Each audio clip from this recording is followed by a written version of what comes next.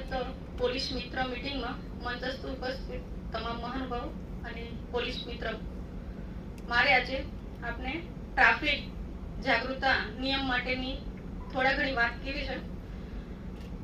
શરૂઆત તો બસ એટલાથી જ થાય છે આપણે ટ્રાફિકમાં કે હેલ્મેટ ફરજિયાત પહેરવો જોઈએ અને સીટ બેલ્ટ બાંધવો જોઈએ.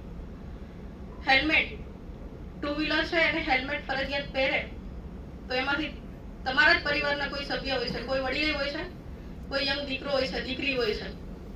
જ્યારે આપણા ઘરમાં આવો બનાવ બને અકસ્માતને લગતો, ત્યારે આપને આ વસ્તુનો અહેસાસ થાય છે. ટ્રાફિક નિયમ પાળવા માટે અમારા પોલીસ તરફથી પણ ઘણા કાર્યક્રમો કરવામાં આવે છે જાગૃતતા લાવવા માટે. ઘણી સ્કૂલોમાં વિદ્યાર્થીઓ દ્વારા રેલી કરીને પણ અમે ટ્રાફિક નિયમો પાળવા માટેના કાર્યક્રમો કરીએ છીએ. પોલીસ બેનરો લગાવીને ટ્રાફિકના નિયમો પાળવા માટેના કાર્યક્રમો કરીએ છીએ, બેનરો લગાવીએ છીએ. ટેલિવિઝનના માધ્યમથી પણ આપણને ઘણું જાણવા મળે છે ટ્રાફિકના નિયમો માટે. પણ વાત ત્યાં રહે છે, મારાથી ને તમારાથી ગણીએ કે આપણા બધાથી ગણીએ કે ટ્રાફિકનો નિયમ પાળવાનું થાય ત્યારે આપણે અચકાઈએ છીએ. ટુ વ્હીલર વાળાને જ્યારે હેલ્મેટ નથી પહેરેલો કોઈ બનાવ બને છે, અત્યારે તો બધી જગ્યાએ સારા એવા રોડ બની ગયા છે.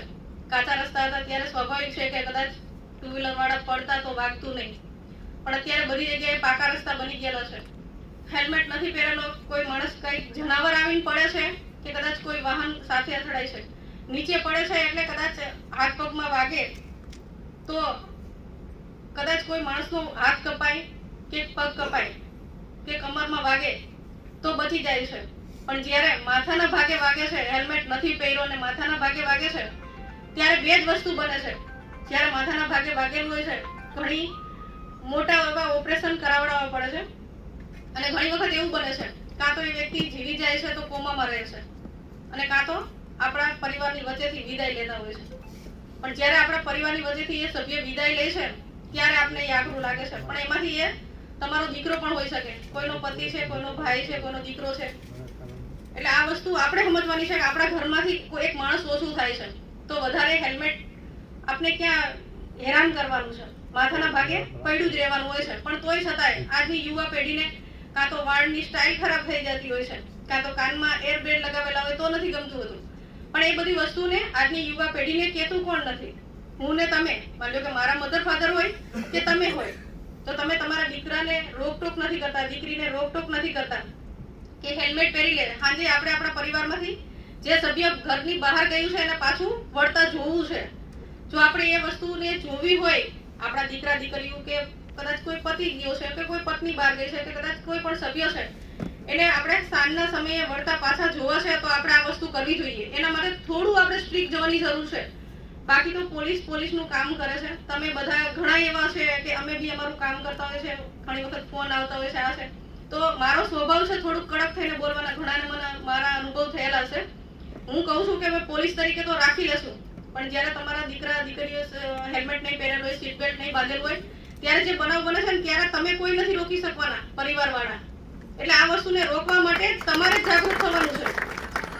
પોલીસ તો કદાચ થોડી બાંધછોડ કરી લે છે કે ચલો ગરીબ છે કે કદાચ કોઈ કાગળો નથી કે આ નથી, પણ એક છે કે જ્યારે તમે ઘરના સભ્યો આ વસ્તુ કરવા માટે એને પ્રેરિત કરો છો, એના કરતા કેવું જોઈએ કે તું ઘરેથી બહાર જાય છે, બાઇક લઈને ભલે જાય કે ગાડી લઈને ભલે જાય, પણ મને ક્યાંય ફોન ના કરતો પોલીસની બાબતમાં, મારે તારે તું સાંજે ઘરે જોઈએ છે.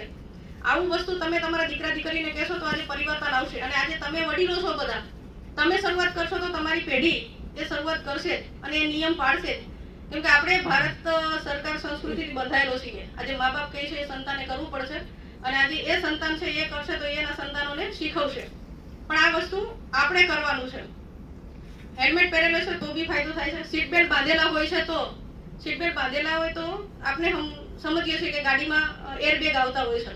જો સીટ બેલ્ટ બાંધેલા હોય તો ગાડીમાં એરબેગ ખુલી જાય છે કોઈ પણ બનાવ બને તો, અને એ એરબેગ ખુલી જાય તો ગાડી કદાચ ફુગા જેવી થઈ જાય છે, કાં તો ગાડીના જે કાચ છે કે પતરા છે કે કંઈ પણ વસ્તુ તૂટતી હોય તો એ થોડું જે વ્યક્તિ અંદર બેઠી છે એને એટલું નુકસાન નથી કરતી.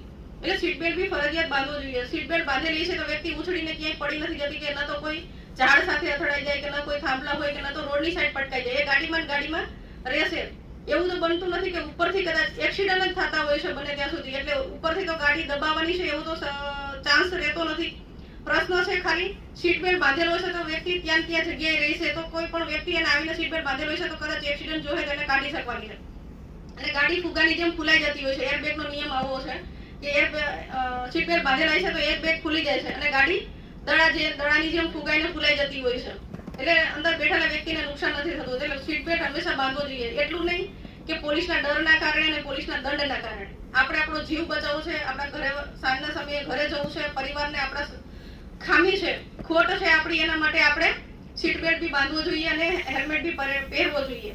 સીટ બેલ્ટ બાંધેલા હશે તો નિયમ જે પાડો છો એના માટે. બીજું છે કે તમે કોઈ પણ વાહન લઈને નીકળો છો, તમારી પાસે લાયસન્સ છે, આરસી બુક છે, પીયુસી રાખો, વીમો રાખો, તો એ કદાચ ચલો 4 વ્હીલ છે તો એના માટે બી રાખવાની વ્યવસ્થા હોય છે ગાડીમાં. અને છતાંય ઘણાને એવું લાગે કદાચ ક્યાંક ખોવાઈ જાય, પડી જાય, આ છે તે છે, તો ટ્રાફિકને વાહનને લગતા કોઈ પણ કાગળ છે તમે એક ડીજી લોકરમાં 18 વર્ષથી ઉપરની વ્યક્તિ હોય એ ડીજી લોકર ઓપન કરી પોતાનું આઈડી નાખી અને ડીજી લોકર બનાવી શકે છે. એની અંદર તમે તમારી આરસી બુક રાખી શકો છો, લાયસન્સ રાખી શકો છો, પીયુસી રાખી શકો છો, વીમો રાખી શકો. એ તમે બતાવો તો કોઈ પોલીસની તાકાત નથી તમને કોઈ દંડ કરે. આ જોગવાઈ છે, ડીજી લોકર માન્ય ગણાય છે ટ્રાફિક નિયમનમાં. ડીજી લોકરમાં રાખેલી વસ્તુ. બાકી તમે સામાન્ય કેમેરાથી ફોટો પાડેલો હશે ને એ લાયસન્સની કે એક આંકડો બતાવશો તો એ માન્ય નથી. કાં તો સાથે રાખવાનું અને કાં તો પછી ડીજી લોકરમાં રાખો કે કદાચ ચલો કાલ ઉઠીને ખોવાઈ જવાની બીક રહે, વળી કઢાવવું ને આ કરવું ને એ બધી પ્રોસિજર વધી જતી હોય તો તમે ડીજી લોકરમાં રાખી શકો છો. બાકી ડીજી લોકર સિવાયનું વસ્તુ હોય છે તો એ માન્ય નથી ગણાતી. ડીજી લોકરમાં રાખેલી હશે તો એ માન્ય ગણાય છે, તમને કોઈ દંડ નહીં કરે અને તમે બધું વ્યવસ્થિત બતાવી શકો. અને એટલું જ કે ટ્રાફિકના નિયમો પાડો, આપણા પરિવાર માટે પાડો, આપણી સેફટી માટે પાડો, આપણે અને આપણા પરિવારને આપણી જરૂરિયાત છે એના માટે પાડો. બીજું બધું હવે હું ના કહેતા આગળના અધિકારી